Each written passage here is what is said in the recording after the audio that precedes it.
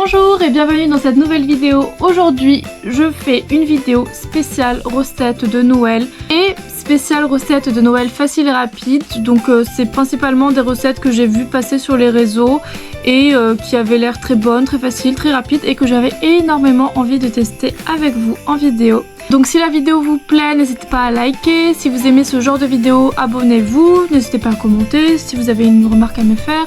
Et à booster la vidéo, ça m'aiderait énormément. Voilà, sur ce, on perd pas plus de temps. Je balance l'intro, c'est parti.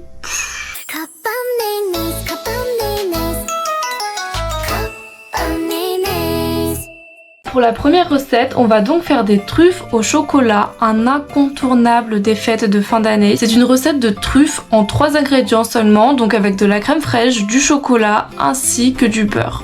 On va voir ce que ça donne. Donc pour ça, on va mettre une tablette de chocolat à fondre avec 50 g de beurre. Après avoir fait fondre ça au micro-ondes, on ajoute une bonne cuillère de crème fraîche. Puis on mélange. Une fois le mélange homogène, on peut laisser reposer au frigo pendant 2 heures. Donc une fois sorti du frigo, ça ressemble à ça. Donc la dernière étape consiste donc à former des boules ici à l'aide d'une cuillère, puis à les mettre là pour les recouvrir de cacao et ainsi former nos truffes.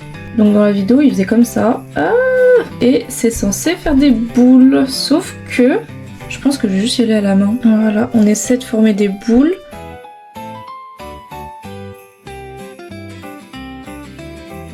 Voilà ce que ça donne. Puis je mets ça, hop, là, et... Oh, ok. Pas mal du tout.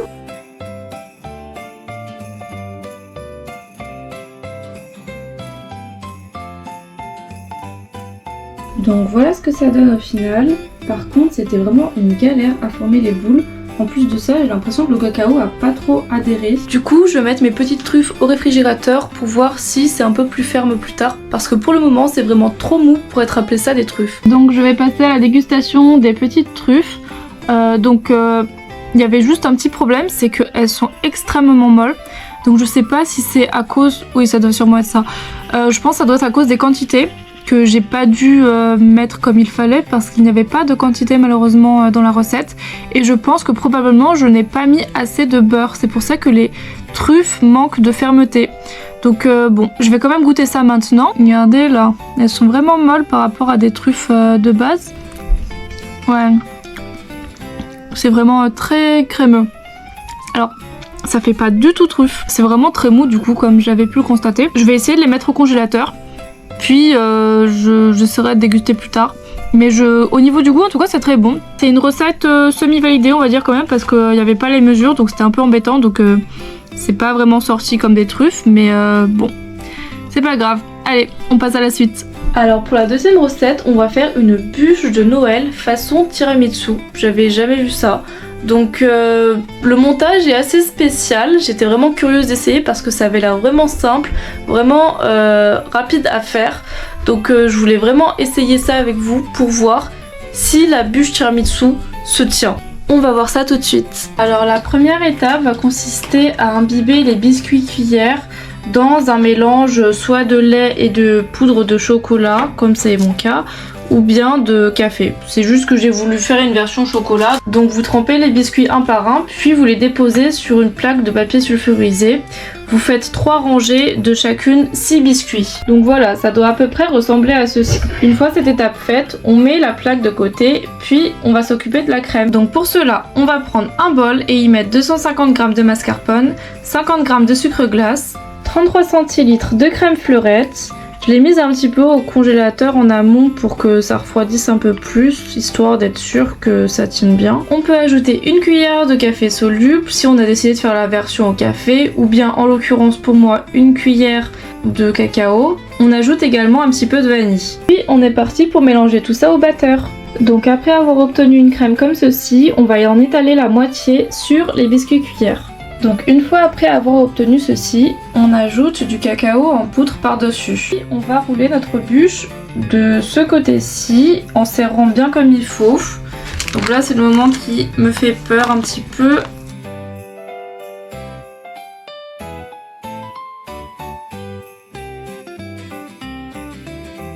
Alors pour ma part, je vais le laisser un petit peu au frigo pour que ça fige un petit peu, puis je passerai à la suite. Eh mais regardez, honnêtement, moi je trouve que c'est vraiment pas mal. Hein. Je pense qu'on va avoir une belle fin à cette recette. Donc là, maintenant, on va prendre le reste de crème, puis on va l'étaler sur la bûche, tout simplement.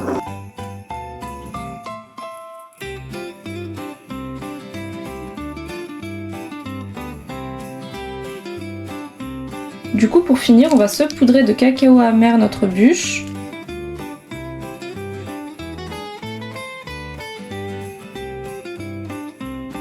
Et du coup, voilà ce que ça donne. Waouh, ça me donne trop envie. Bon bah, on va déguster. Donc, on va passer à la dégustation. Voici à quoi ça ressemble. Déjà, elle est trop belle. Je suis trop contente de moi. Après avoir re-regardé le TikTok, j'ai vu qu'il fallait la mettre au frigo avant de la déguster, afin que ce soit vraiment très ferme et qu'il n'y ait pas de soucis au niveau du découpage. Donc voilà, je l'ai laissé juste le temps de finir les autres recettes. Puis bah, on va goûter. Hein. Je vais me prendre une belle part. Alors désolée, hein, le plat est vraiment très moche parce que c'est un plat sur lequel j'avais fait une cuisson. Et j'avoue, j'ai pas trop pensé à l'esthétique de comment ça allait rendre, mais voilà, tout va bien. La bûche va bien. Mais franchement, à l'intérieur, c'est trop beau, vraiment, j'adore. En plus, c'est bien généreux en crème et tout. Bon, après, au niveau des décorations, j'ai pas fait trop d'efforts parce que, bon, par manque de temps. Mais après, vraiment, vous la décorez, franchement, ce sera bon et beau. Hein. Enfin bon, j'ai pas encore goûté. Je vais vous dire ça tout de suite. Je me prends une bonne cuillère avec plein de crème comme ça. C'est trop bon. Waouh. Ah, c'est grave bon. Surtout en plus, là, j'ai fait une recette tout chocolat. Donc, ça fait tiramisu, mais en même temps pas trop. Waouh, mais vraiment j'adore. Franchement, ça, mais pour une bûche express de dernière minute. Enfin bon, c'est pas non plus express, mais ça reste moins long, je pense, qu'une vraie bûche où on doit vraiment préparer la génoise, la cuire. Ça, franchement, c'est beau, c'est bon et vraiment, franchement, facile et rapide, ça... C'est validé, hein. C'est grave validé. Pour cette troisième recette, on va faire des feuilletés à la pomme qui ressemblent à des sortes de couronnes de feuilletés. Alors je vais vous montrer comment on fait ça. La recette avait l'air, encore une fois, extrêmement facile et rapide à réaliser. Donc tout d'abord, on va prendre une pomme et la couper en rondelles. D'après la recette, en 3 rondelles égales. Enfin bon, les rondelles sont censées faire 1,5 cm. Donc vous voyez combien de rondelles vous pouvez faire. Puis on va retirer le milieu. Donc on est censé faire ça avec un emporte-pièce. Enfin, dans la recette, ils avaient dit avec un bouchon. Mais j'ai pas vraiment ça à la maison. Enfin...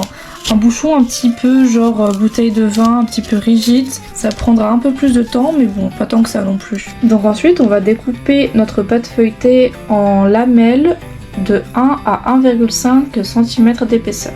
Et là, donc tout simplement, on va prendre une rondelle de pomme ainsi qu'un ruban et on va l'enrouler de sorte à ce que ça fasse le tour.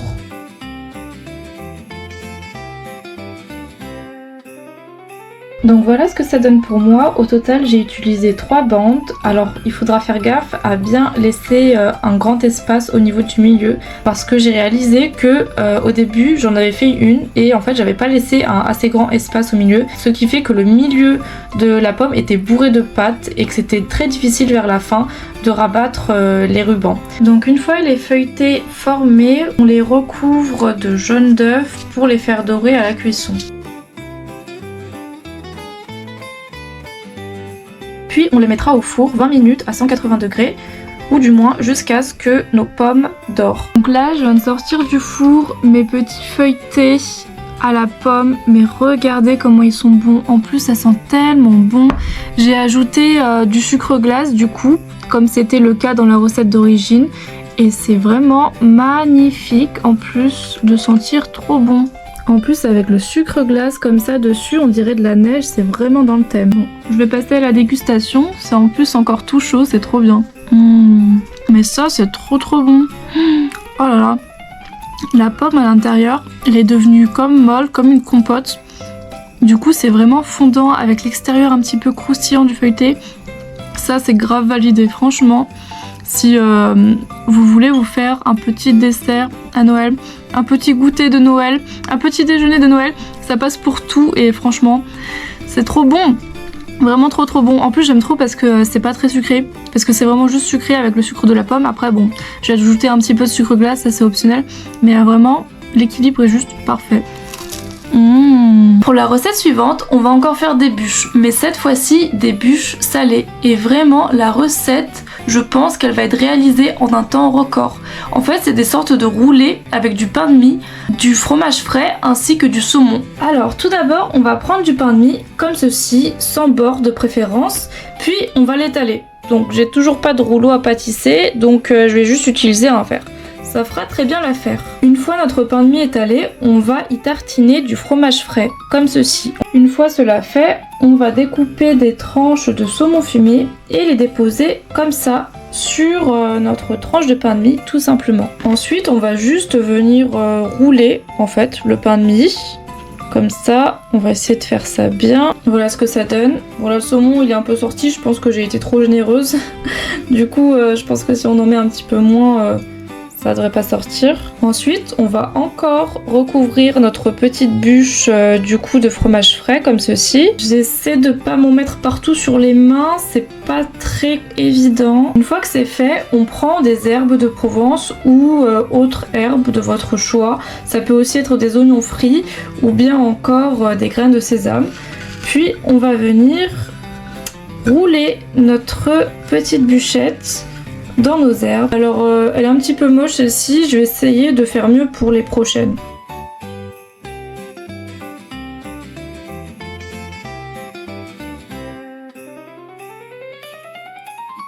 Bon, au final j'en ai fait 3 de plus.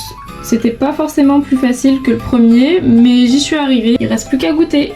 Donc nous nous retrouvons pour la dégustation de nos petites bûches fromagères, nos petites bûches salées au saumon. Donc je suis très curieuse de savoir le goût que ça va avoir. Comme ça. J'aime bien. C'est très bon, c'est très frais. Et les herbes de Provence, franchement, vraiment, ça ajoute un truc. Je pense que en changeant le topping, en mettant des oignons frits ou une autre herbe sèche, ça peut vraiment être très, très bon et changer radicalement le goût d'une bûchette à une autre. Mais en fait, on dirait même pas que c'est du pain de mie. Enfin, si on me l'avait pas dit, je pense que j'aurais pas fait gaffe. Enfin, plutôt si c'est pas moi qui l'avais fait, plutôt, je pense que j'aurais pas fait gaffe, j'aurais juste mangé, j'aurais dit oh c'est bon. Ok, allez, on passe à la recette suivante. Donc pour la prochaine recette, on va faire des feuilletés au fromage en forme de sapin. Je vous montre comment on fait ça. Donc d'après la recette, on doit couper une pâte feuilletée en carré. Donc dans la recette, la personne prenait une pâte feuilletée en forme de carré. Enfin la pâte feuilletée était plutôt un rectangle. Mais moi j'ai pas trouvé, j'ai seulement trouvé des pâtes feuilletées rondes comme ceci. Donc je vais essayer de faire un petit peu pareil. Donc une fois nos carrés formés, on va déposer un cube de fromage au centre de chacun. Bon après j'ai mis du fromage mozzarella mais ça peut être n'importe quel autre fromage ou même de la viande ou des légumes. Une fois les cubes de fromage disposés sur toutes les parts de pâte, on va prendre chacun d'entre eux et on va former des boules. Donc voilà à quoi ça doit ressembler. Ensuite on doit faire ça avec tous les carrés de pâte. Oh ça va être long. Bon recette facile et rapide hein, mais il y a quand même des limites.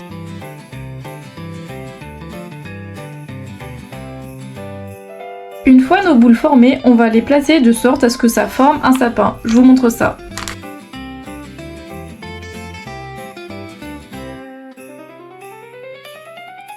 Et voilà ce que ça donne. Ensuite, on badigeonne un petit peu de jaune d'œuf comme on l'a fait précédemment pour les pommes. Par ailleurs, il n'y avait pas le temps ni la température pour la cuisson dans la recette d'origine que j'ai suivie. Donc on va partir sur un 20 minutes à 180 degrés comme pour les feuilletés. Mais on va surveiller de près et attendre que ça dort tout simplement. Bon, alors pour celui-ci malheureusement, ça ressemble à ça. Genre il y a tout le fromage qui s'est barré des boules de pizza. Je pense que c'est de ma faute en fait, j'aurais pas dû prendre du mozzarella, j'aurais dû prendre un fromage plus ferme et moins liquide. Donc bon, je suis dégoûtée. Par ailleurs, juste après que ce soit sorti du four, j'ai ajouté du beurre à l'ail comme c'était... Alors dans la recette originale c'était du beurre à la truffe, mais le beurre à l'ail c'est aussi très bon, j'aime beaucoup. Donc voilà, c'est ce que j'ai fait. Mais je suis dégoûtée, c'est trop moche. Mais bon, au moins j'espère que ce sera bon. Bon, il n'y a plus du tout de fromage dedans. Oh non, c'est terrible. On va essayer un autre morceau. Hein. Ah oui, vers le milieu c'est un peu plus fromagé. Mais c'est dommage qu'il y ait la moitié, enfin plus que la moitié même j'ai l'impression du fromage soit sorti. En tout cas si vous voulez reproduire la recette à la maison, je pense que si c'est fait avec un autre fromage que la mozzarella, ça sera très bon et très beau. Voilà, c'est déjà terminé. J'espère que cette vidéo des recettes faciles et rapides de Noël vous a plu. Si c'est le cas, abonnez-vous, likez, laissez un commentaire, boostez la vidéo, ça m'aiderait énormément. Et on se retrouve très bientôt pour une nouvelle vidéo. Bye bye!